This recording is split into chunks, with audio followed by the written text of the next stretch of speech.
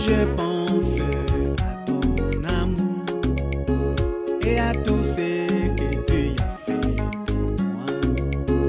Je t'ai perdu comme une épée dans le sable. Tu m'as cherché et tu m'as sauvé. Oh Seigneur, je te dis merci pour tant d'amour manifesté. Que puis-je te donner, oh mon amour? Je te confie toute ma vie. Oh Seigneur, ne m'abandonne pas. Salut bien-aimés dans le Seigneur. Nous vous bénissons au nom de Jésus-Christ. Nous sommes dans la joie de nous retrouver ce soir pour continuer avec notre thème. Où est-ce que tu passeras ton éternité après la mort? Nous allons voir le deuxième sujet. Et le deuxième sujet, le titre est Examen de conscience. Examen de conscience.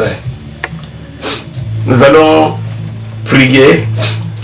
Notre Seigneur et notre Dieu, nous nous recommandons entre tes mains pour que tu puisses nous parler par le Saint-Esprit du début jusqu'à la fin. Au nom de Jésus-Christ. Amen. Nous vous bénissons encore au nom de Jésus-Christ, bien-aimés. Nous allons lire dans 2 Pierre chapitre 3 verset 9 et Jean chapitre 8 verset 21 à 24. Nous commençons par Jean chapitre 8 verset 21 à 24.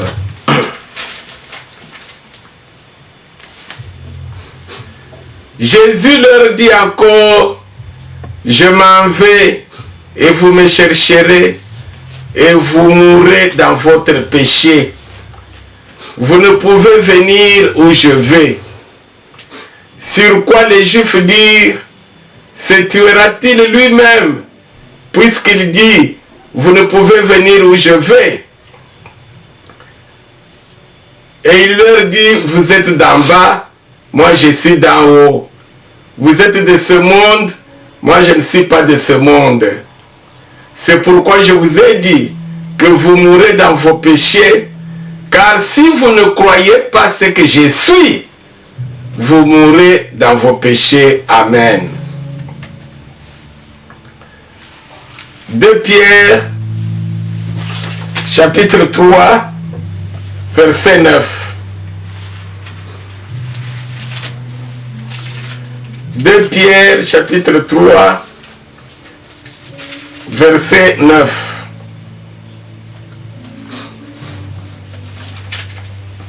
Le Seigneur ne tarde pas dans l'accomplissement de la promesse, comme quelques-uns le croyaient, mais il use de patience envers vous, ne voulant pas qu'aucun périsse, mais voulant que tous arrivent à la repentance. Amen.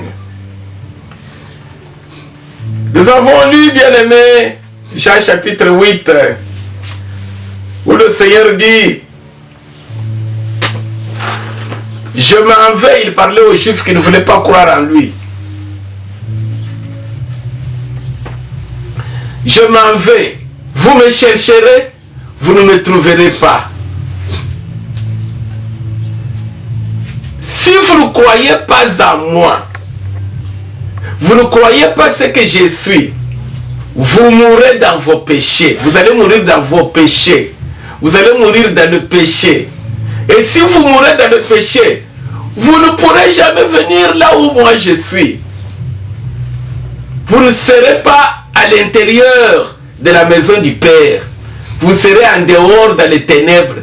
Et pour l'éternité des siècles et des siècles. Notre thème: où est-ce que toi et moi, nous allons passer notre éternité après la mort? Parce que nous sommes créés pour vivre éternellement. Ici, Jésus dit à ceux qui ne croyaient pas en lui, si vous mourrez dans le péché, vous ne pourrez jamais venir vers moi dans la maison du Père. Vous serez en dehors. Ainsi donc, bien-aimés, nous devons faire attention. Nous devons nous mettre en tête, c'est ce que nous avons vu au premier sujet, remettre en question notre avenir. Prendre la chose à cœur. Prendre au sérieux ce que nous deviendrons après la mort. Nous ne devons pas nous laisser distraire par la vie courante de la chair. Parce que même si nous vivons 150 ans, mais en fin de compte, la chair est poussière, elle deviendra poussière. Quand elle va redevenir poussière, toi et moi, nous nous verrons toujours en vie avec toute notre conscience. Voilà pourquoi aujourd'hui nous parlons de l'examen de conscience. Tu verras que c'est toi, David, qui existe. Tu verras comment on te pleure, tu verras comment on viendra te prendre. Si ce sont les anges de Michel pour aller dans la maison du Père, tu verras. Avec toute la conscience, avec tous les souvenirs. Si tu as laissé 5 frères, tu sauras que tu as laissé 5 frères, 5 sœurs, tu as laissé des amis, tout. Tu as laissé 2-3 balles de vêtements, tout. Tu sauras. Si ce sont les anges de Lucifer qui viennent te prendre, tu verras comment on vient te prendre.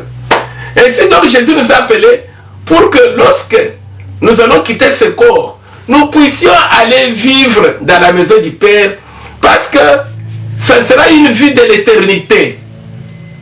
Il ne faudrait pas que nous puissions passer l'éternité en dehors dans les ténèbres. Non. Nous devons passer notre éternité dans la maison du Père. Parce que nous sommes les élus, les enfants de Dieu. Alléluia. Quel est le deuxième sujet? Le Seigneur dit, si tu es encore en vie dans la chair, ce n'est pas seulement pour manger et boire. Ce n'est pas seulement pour commencer à fêter les anniversaires et les nouvelles années. C'est pour que tu puisses t'examiner dans ta conscience, te juger. Est-ce que tu es dans la parole de Dieu ou non? Parce que si tu es encore en vie, la raison est celle-ci, nous avons lu dans 2 Pierre chapitre 3 verset 9. Si toi et moi nous sommes en vie chaque jour, les autres meurent, toi tu respires, moi je respire. Dieu ne veut pas que tu périsses, que je périsse.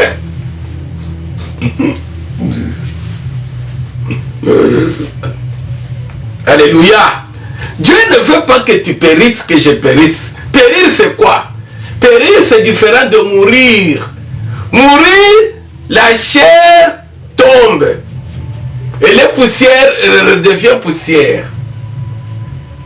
Mais toi tu restes vivant, tu vois comment le cadavre est là. Et puis tu pars. Tout dépend de là où tu vas aller. Périr c'est quoi? Quand maintenant la chair tombe, tu meurs physiquement. Maintenant il y a un départ.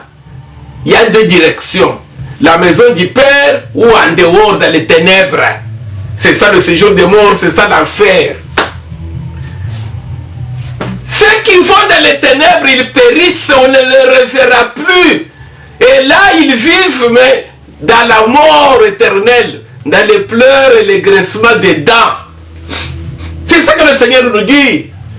Dieu n'est pas un homme pour mentir. Quand le Seigneur Jésus dit quelque chose, c'est la réalité. C'est lui qui nous a créés, bien-aimés.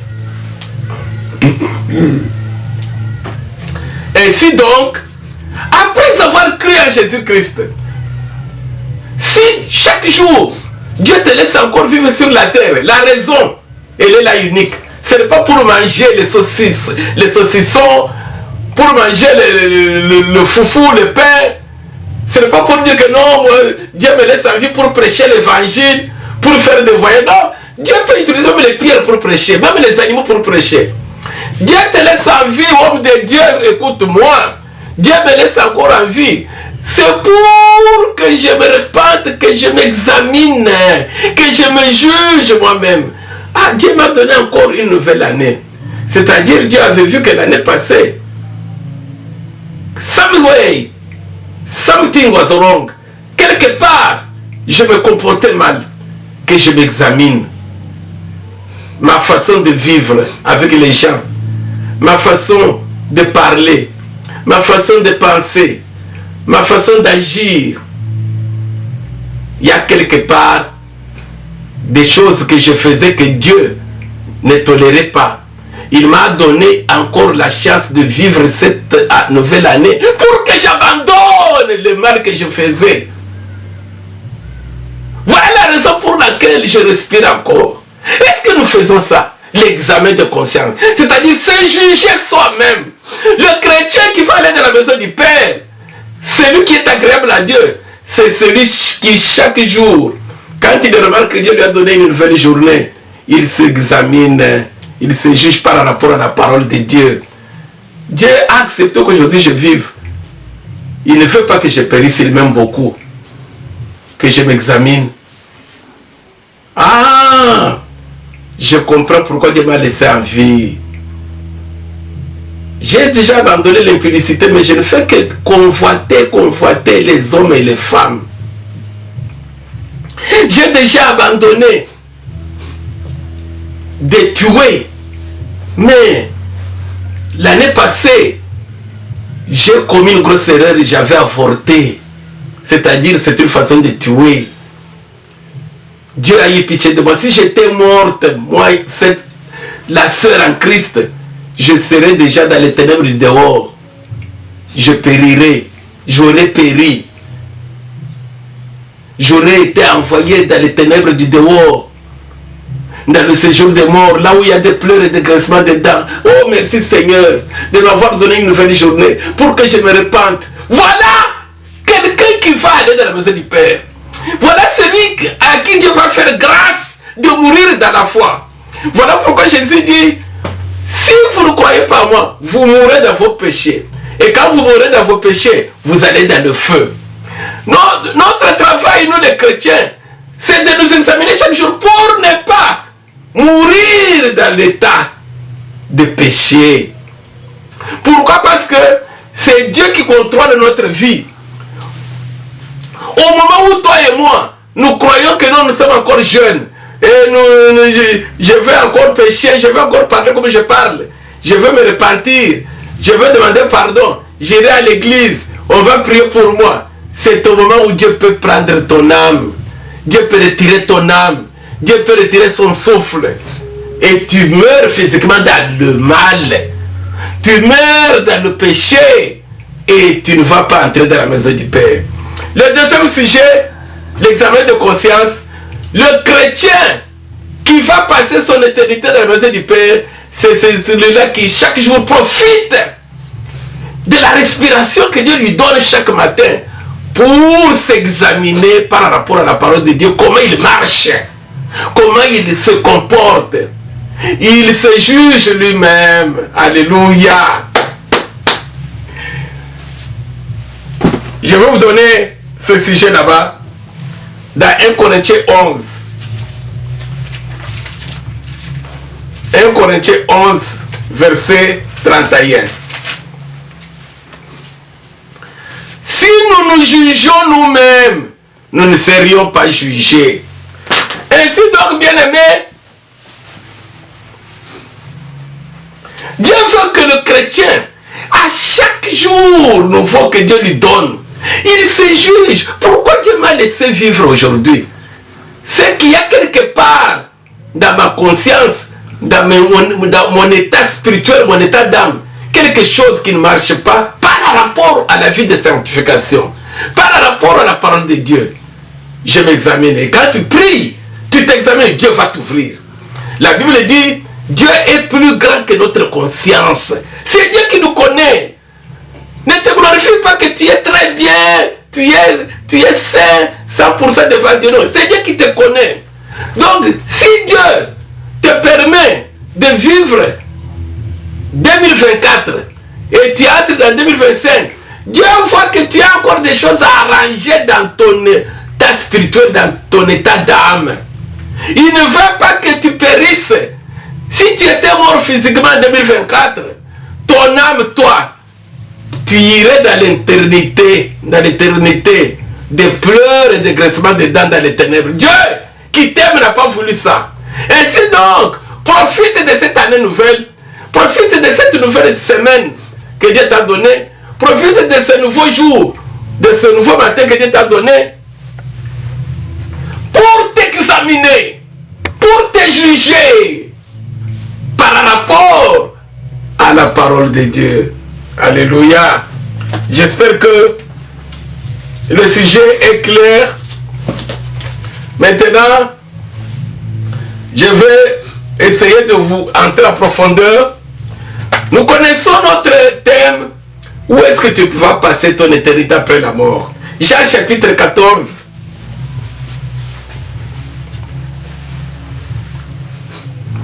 Versets 1 à 6. Le Seigneur dit, donne les dernières paroles à ses apôtres. Que votre cœur ne se trouble point. Croyez en Dieu, croyez en moi. Je m'en vais, je vais vous préparer une place. Lorsque je vous aurai préparé une place, je reviendrai. Bien-aimés, nous attendons la venue du Seigneur. La venue du Seigneur, c'est vrai. Le Seigneur viendra dans les airs. Il va enlever son épouse. Le Seigneur viendra à la fin des temps pour juger le monde. Mais aujourd'hui, il parle. Si toi, tu ne t'examines pas, tu mourras dans tes péchés. Et tu ne viendras pas là où je suis. Comment le Seigneur viendra? Quand tu vas mourir physiquement, quand tout le monde meurt physiquement, le Seigneur envoie son ange pour venir te prendre. Ce n'est pas toi-même après la mort physique qui va aller dans l'éternité, soit du bonheur, soit du malheur. Tu n'en connais pas de chemin. Mais ici, il dit à ses apôtres, vous savez là où je vais et vous en savez le chemin. Nous les chrétiens qui nous jugeons nous-mêmes, nous connaissons le chemin. Alléluia. Si tu t'examines chaque jour, tu connais le chemin qui va t'amener dans l'éternité, dans la maison du Père. Ce chemin-là, c'est la parole de Dieu. Quand tu t'examines, tu trouves que non. Comme Dieu t'a laissé en vie, il a trouvé que tu as encore des choses à arranger dans ta vie. Tu t'arranges. Peut-être Dieu va te rappeler, il y a une personne à qui tu ne parles plus. Parce qu'elle t'avait fait du mal. Eh, bien-aimé, dès que Dieu te donne cette chance de vivre aujourd'hui, fais tout, humilie-toi, va parler à cette personne là-bas. Même si elle t'avait fait du mal, cette personne, humilie-toi, parle-lui, réconcilie-toi, pour ne pas dépasser l'éternité dans le feu. Voilà pourquoi Dieu t'a laissé en vie. Voilà pourquoi Dieu m'a laissé en vie aujourd'hui, demain ou le mois prochain. Voilà le chemin qui amène au ciel. Ainsi donc, le Seigneur envoie les anges prendre l'âme de quiconque va aller dans la maison du Père. Et Lucifer aussi, qui rôde toujours autour sur la terre. Si tu meurs dans le péché, tu ne t'examines pas chaque jour par rapport à la parole de Dieu, tu ne te juges pas toi-même, Lucifer prend ton âme. Ainsi donc, bien-aimé dans le Seigneur, pour ne pas passer l'éternité en dehors de la maison du Père, nous devons nous juger chaque jour que Dieu nous donne. Dieu ne nous laisse pas en vie sur la terre. Il ne tarde pas dans l'accomplissement de sa promesse. Nous avons lu. Dieu ne tarde pas dans l'accomplissement de sa promesse de venir te prendre. Puisqu'il leur a dit que votre cœur ne se trouble point. Croyez en Dieu, croyez en moi. Je vais vous préparer une place. Je reviendrai vous prendre. Afin que là où je suis, vous y soyez. C'est ça le souci de Dieu. Le désir de Dieu est que là où il est, le Seigneur Jésus, toi aussi tu sois là. Ainsi donc, s'il t'a laissé avoir 10 ans, 15 ans, 20 ans passés dans le Seigneur, dans la foi, il voit que tu n'es pas encore prêt. C'est pour que tu te répandes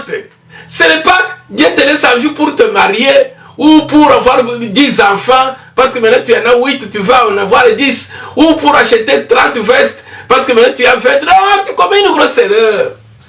Ce sont des choses que dont tu vas jouir pour short time, peut-être 10 ans, peut-être 20 ans, peut-être 50 ans. Maintenant tu as 30 ans, peut-être 20 ans, tu ne sais pas. Si Dieu m'appelle en Jésus-Christ, c'est pour que nous puissions le rejoindre, afin que là où il est, nous y soyons. Ainsi donc, bien-aimés dans le Seigneur, pour passer l'éternité dans la maison du Père, nous devons, chacun de nous, profiter de la respiration qu'il nous donne chaque jour, pour nous examiner et nous arranger, pour nous examiner, nous juger nous-mêmes, et nous remettre sur le chemin de la parole de Dieu. Voilà celui qui va passer l'éternité dans la maison du Père. Pour bien comprendre, nous allons lire Matthieu 25, versets 26 à 30.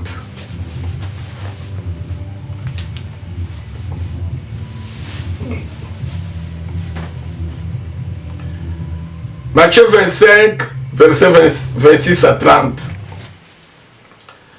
Son maître lui répondit: serviteur méchant et paresseux, tu savais que je moissonne où je n'ai pas sémé et que j'amasse où je n'ai pas vanné.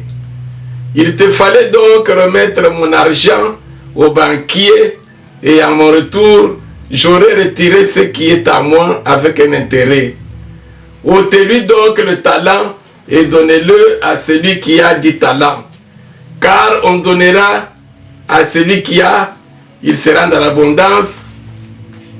Mais à celui qui n'a pas, on ôtera même ce qu'il a. Et le serviteur inutile, jetez-le dans les ténèbres du dehors, où il y aura des pleurs et des grincements de dents. Amen. Ici, la parabole des talents, que vous connaissez dans Matthieu 25, mais ce qui nous intéresse à la fin, Dieu parle de quelqu'un qui a donné de l'argent à ses serviteurs pour le produire. À chacun, il a donné un montant particulier, 20, 50, 30. Et à celui-ci, le dernier, il a donné un talent, supposons comme $1. Maintenant, à son retour, chacun d'eux donne le rapport. Ils ont travaillé, ils ont produit les bénéfices et ils ont donné au patron. Mais celui qui avait reçu $1, il l'avait gardé. Et il remet le $1 là-bas à son patron. Il dit: non, je sais que tu es un méchant patron, j'ai bien gardé ton argent, le prend. Alors le patron s'était irrité. Il lui a dit: tu es méchant et paresseux serviteur. C'est un serviteur inutile. On a ôté le talent là-bas et on a jeté dehors où il y a des pleurs et des grincements de dents. Dieu donne à chacun de nous 50 ans, 60 ans, 100, 80, 10, 15 ans de vie sur la terre. Il fait ce qu'il veut. Maintenant toi, même si on t'a donné 30 ans, même si on te donne 10 ans, si on te donne 80, chaque jour, chaque année, fais attention. Prends garde à toi-même, à ton âme. Parce que c'est Dieu qui sait quand est-ce qu'il t'appelle. Quand est-ce qu'il retire son souffle. Profite du temps que Dieu t'a donné, ma soeur, mon frère, pour t'examiner et produire du fruit de la repentance. Le fruit, le bénéfice que Dieu cherche dans notre vie. Le fruit de la repentance. Alléluia. Voilà pourquoi dans Luc chapitre 13, verset 1 jusqu'à 9, il a donné cette parabole du figuier. Il a dit: un homme avait planté un arbre pour qu'il produise du fruit. Après 3 ans, chaque année il vient. Il ne trouve pas de fruit pour manger. Chaque année il vient, pas de fruit à manger. Après 3 ans, il s'était mis en colère contre l'arbre. Il a appelé le jardinier. C'est dans Luc chapitre 13, verset 1 à 9. Il lui a dit, à partir du verset 6 à 9, Chaque année, j'ai planté cet arbre. J'ai créé cet homme. J'ai appelé cet homme, cette maman. D'autres sont encore dans le péché, dans le monde. Ils sont musulmans, ils sont hindous, ils sont les athées, les gens qui ne croient même pas que Dieu existe. Parce que si nous avons cru en Jésus, c'est la grâce. C'est lui qui t'a accordé la grâce de croire. Il m'a accordé la grâce. C'est une faveur. Maintenant, cet homme était fâché. Mais cet arbre ici, ça fait 3 ans. Je viens chercher du fruit pour manger. Toujours les mauvaises œuvres. Toujours les mauvaises œuvres. C'est la fin de l'année. Au lieu de se juger, au lieu de s'examiner, mais cette soeur, mais ce frère, lui il a toujours des programmes là-bas. Comment je vais m'habiller? Comment je vais voyager? Où est-ce que je vais passer la fin de l'année? Voilà quel genre de chrétien. Mais il ne s'examine pas. Il ne s'examine pas pour voir comment ses œuvres ont été mauvaises cette année. Pour voir là où ça n'allait pas y arranger. Alors le patron qui avait planté la vigne, il a dit au jardinier, coupe cet arbre. Ça fait 3 ans, pas de fruits. Coupe-le, jette-le au feu. Maintenant le vigneron, le gardien, c'est cette parole que nous écoutons. Bien aimé, nous sommes à la fin de l'année, c'est cette parole que nous écoutons. Tu ne sais pas pourquoi toi et moi, Dieu nous a laissé vivre jusqu'à la fin de l'année. Ne te glorifie pas. Béni Seigneur, les autres sont morts. Moi je suis en vie. Sais-tu pourquoi tu es en vie? C'est pour que tu produises du fruit. Dieu a trouvé que tu n'as rien fait, tu n'as produit aucun fruit cette année. Contrôle ta vie, serviteur de Dieu. Contrôle ta vie, ma soeur, mon frère. Examine-toi. Voilà où ça n'allait pas. Et rectifie le tir. Pour que tu passes l'éternité dans la maison du Père. Et le jardinier, c'est la parole que nous écoutons, le Seigneur Jésus, il a dit au patron, non, ne le coupe pas, donne-lui encore du temps, donne-lui encore le mois de décembre, donne-lui encore l'année 2025, peut-être cette sœur changera, peut-être ce fameux pasteur changera, peut-être ce fameux apôtre docteur changera. Alors, s'il ne change pas, alors tu vas couper. Bien-aimés dans le Seigneur, examinons-nous nous-mêmes. Profitons du temps que nous donne le Seigneur pour nous repentir de tout le mal que nous faisions. D'aller de sanctification en sanctification. Que Dieu vous bénisse.